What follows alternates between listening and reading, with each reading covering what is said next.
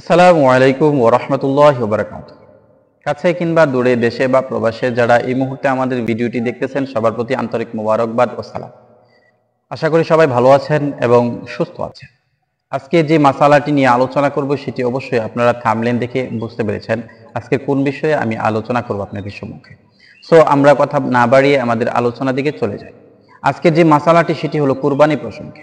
আমরা যদি কুরবানি করি, কুরবানি একটি ত্যাগের বিষয়, আল্লাহর কাছে আমরা উৎসর্গ করি আমাদের পশুগুলিকে, এবং আমরা এই পশুগুলিকে যেহেতু কুরবানি করি, উৎসর্গ করি আল্লাহর জন্য, তখন এই কুরবানির গোশত অনুমান করে বন্টন করা যাবে কিনা। আমরা যেহেতু আমাদের সমাজে প্রচলিত তিনটি বন্টন করা হয়, এই তিনটি বন্টন আমরা অনুমান করে করতে পারবো কিনা এটি আমরা কিতাবের রেফারেন্সে জানার চেষ্টা করব। আজকের যেই কিতাবগুলি রেফারেন্স দেব সেই তিনটি কিতাবের রেফারেন্স দেব এবং উল্লেখযোগ্য তিনটি কিতাবের রেফারেন্স দেওয়ার চেষ্টা করব যেগুলি ফতোয়ার ক্ষেত্রে গ্রহণযোগ্য।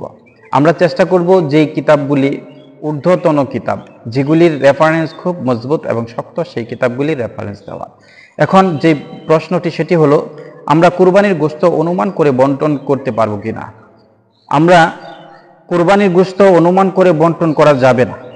অনুমান করে যদি আপনি বন্টন করেন যে এতটুকু এতটুকু এতটুকু, এভাবে বন্টন করা যাবে না। তবে হ্যাঁ, এখানে একটি সহুলত আসছে, একটু ছাড় আসছে।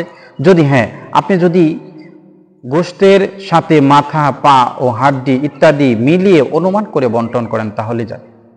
আপনি যদি সবগুলিকে একত্রিত করে ফেলেন তাহলে এখানে যদি আপনি অনুমান করে করতেছেন যে 3 বন্ধন 3 তাকসিম করে ফেলতেছেন, তখন সেটা জায়েজ হবে এবং বৈধ হবে। কারণ আপনি যদি একটি রান, একটি উড়ু অথবা একটি হাত অথবা আমাদের পৃষ্ঠের কিছু অংশ যদি আমরা আনুমানিক যদি একটি তাকসিম করে ফেলি, তাহলে সেখানে যথাযথ তাকসিম হচ্ছে না। যেহেতু 3 বন্টনই করব আমরা, তখন আমরা সব দিকে চৌকস থাকবো, চৌকান্ন থাকবো, যাতে করে একটু কম বেশি না হয়। আমাদের যে বিষয়টি সেটি হলো যে কুরবানির গোশত অনুমান করে বন্টন করব না, কিন্তু সবগুলি যদি একত্রিত করা হয় তাহলে আমরা তাকসিম করব যার যে অংশ, গবাদি পশুর হাত, পা অথবা জিহ্বা, যা কলিজা, এগুলি যা আছে সবগুলি আমরা তাকসিম করব সাময়িক সমান সমানভাবে। এই জন্য সমান সমানভাবে যদি করি তাহলে অনুমান করে করতে পারবো না।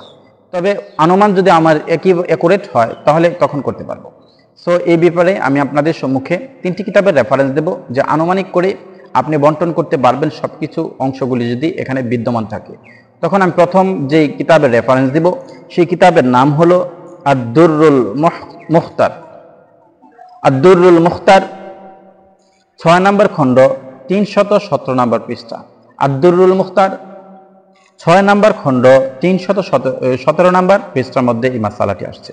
ফতোয়া হিন্দিয়া 5 নম্বর খণ্ড 352 নম্বর পৃষ্ঠার মধ্যে এই মাসালাটি আসছে।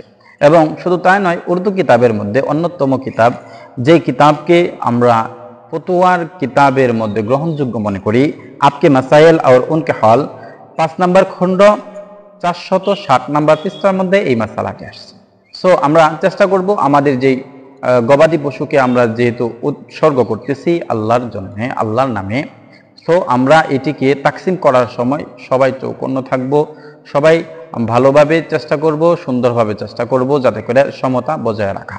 এবং কুরবানির গোশত যদি আমি বন্টন করতেই পারি আনুমানিক হিসাবে, আনুমানিকভাবে যদি করতেই হয় তাহলে আনুমানিকভাবে এমনভাবে করব যাতে করে প্রত্যেকটা অঙ্গ প্রত্যঙ্গ এখানে বিদ্যমান থাকে।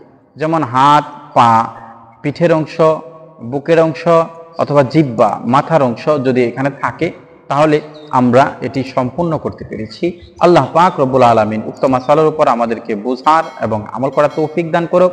আবারও আমি আপনাদের কাছ থেকে বিদায় নিতেছি। মা আসসালাম। সবাই ভালো থাকবেন, সুস্থ থাকবেন, সুন্দর থাকবেন। আসসালামু আলাইকুম ওয়া রাহমাতুল্লাহি ওয়া বারাকাতুহু।